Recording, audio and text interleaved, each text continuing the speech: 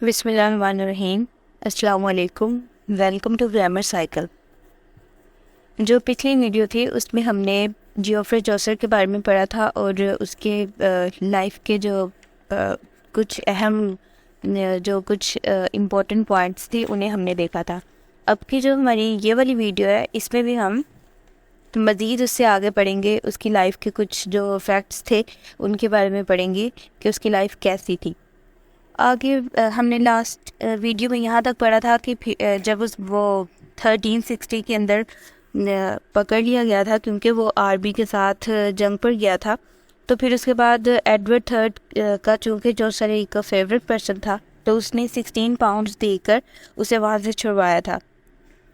जब फिर Edward third ने उसे वहाँ से छुड़वा लिया था उसके बाद फिर 1366 के अंदर इसकी शादी हो गई थी इसकी टीनेज फ्रेंड के साथ। फिलिपा डी रोट इसकी फ्रेंड का नाम था, टीनेज फ्रेंड थी इसकी और उसके साथ इसकी फिर शादी हो गई थी।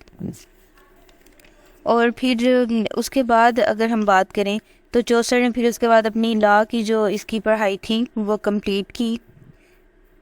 अपनी एजुकेशन को इसने लॉ में कंप्लीट किया और फिर 1367 के अंदर ही इसे कोर्ट के अंदर एक मेंबर बना दिया गया और वो भी एडवर्ड थर्ड ने ही इसे कोर्ट के अंदर एक मेंबर बनवाया था।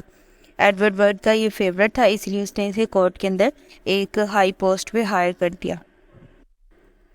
फिर इसे जब 1367 के अंदर एडवर्ड थर्ड ने कोर्ट के अंदर मेंबर बना दिया था फिर इसने वहाँ जॉब की, वहाँ मतलब इसने कुछ अर्सा काम किया। उसके अलावा अगर हम इसकी लाइफ की बात करें तो जियोफ्रे चौसर को ट्रैवल का बहुत ज़्यादा शौक़ था। इसने बहुत ज़्यादा अपनी लाइफ के अंदर ट्रैवल किया, मुख्तलिफ़ कंट्रीज़ का और अपने ही कंट्री के अंदर मुख्तलिफ़ जगहों का, मुख्तलिफ़ इलाक़ों का इसने बहुत ज़्यादा ट्रैवल किया। और इसी ट्रैवल के अंदर जब एक दफ़ा ये इटली के ट्रिप पर गया था तो वहाँ इसकी एक इटालियन ह्यूमनिस्ट पेट्रार्क से इसका कांटेक्ट हुआ, वहाँ उससे इसकी मुलाकात हुई और फिर उसकी वजह से ही जियोफ्रे चौसर ने अपनी पोइट्री को फर्दर कंटिन्यू किया और इसने लिखना शुरू किया।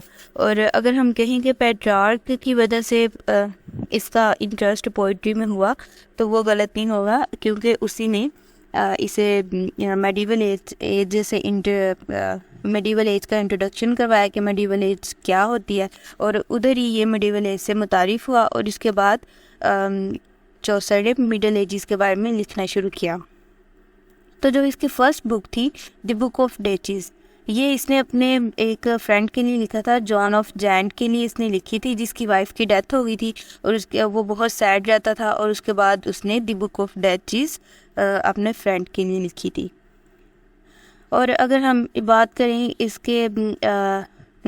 इसने जो अपनी लाइफ के अंदर जो काम किए या इसे क्या क्या इसे लक़ब मिले या क्या क्या इसे कहा जाता था, तो ये एक बहुत अच्छा ऑथर था। उसके अलावा ये एक पब्लिक सर्वेंट था, एक फ़िलोसफ़र बहुत अच्छा था और एक ट्रैवलर था क्योंकि बहुत ज़्यादा ट्रैवल करता था।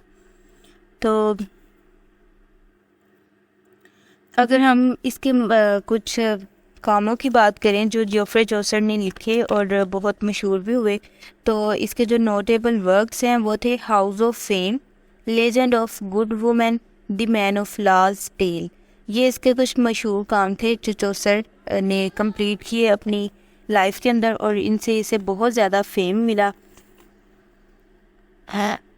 ये जो हमारी वीडियो है यहाँ इसे हम यहीं पे एंड करते हैं और इससे आगे जो इसकी लाइफ के बारे में जो ओवरव्यू है वो मैं आपको फर्दर नेक्स्ट वीडियो में बताऊंगी कि आगे इसकी लाइफ कैसी थी और फर्दर क्या हुआ आगे। क्योंकि फ़र्स्ट वीडियो में भी हमने उसकी लाइफ के बारे में चंद पॉइंट्स को डिस्कस किया था और फिर सेकंड वीडियो में भी, आज की ये जो सेकंड वीडियो है इसमें भी हमने उसकी लाइफ के कुछ फैक्ट्स को डिस्कस किया। अब जो फर्दर वीडियो होगी उसमें भी हम उसकी लाइफ के कुछ फैक्ट्स को डिस्कस करेंगे और ये पहले पार्ट 1 था, अब ये पार्ट 2 है और इंशाल्लाह फिर अगले पार्ट 3 में भी इसकी लाइफ का ओवरव्यू हम देखेंगे। Thank you.